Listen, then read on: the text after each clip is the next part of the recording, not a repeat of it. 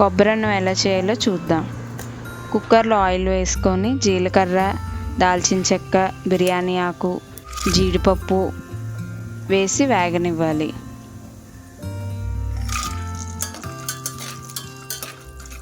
జీడిపప్పు గోధుమ రంగులోకి మారాక ఆనియన్స్, పచ్చిమిరపకాయలు వేయాలి.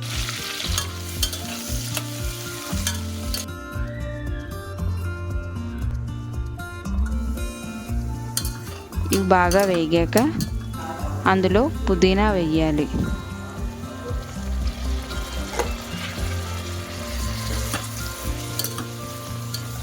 పుదీనా కాస్త మగ్గాక వెజిటేబుల్స్ క్యారెట్, ఆలు వేయాలి. తర్వాత నానబెట్టిన రైస్ వేయాలి. అవి బాగా కలిసేలా కలుపుకొని కాసేపు మూత పెట్టాలి. తీసుకున్న కొబ్బరి పాలు గ్లాస్కి 4 గ్లాసెస్ వేసాను.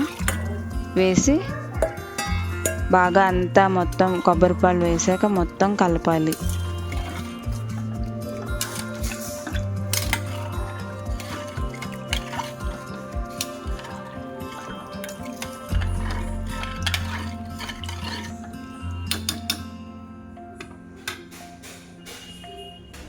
సరిపోయినంత సాల్ట్, కొత్తిమీర వేసి ఒకసారి గరిటతో బాగా కలపాలి.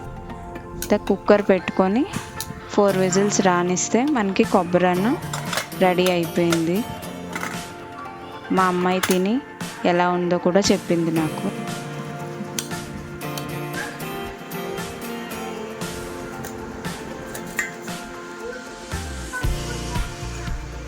చాలా బాగుంది.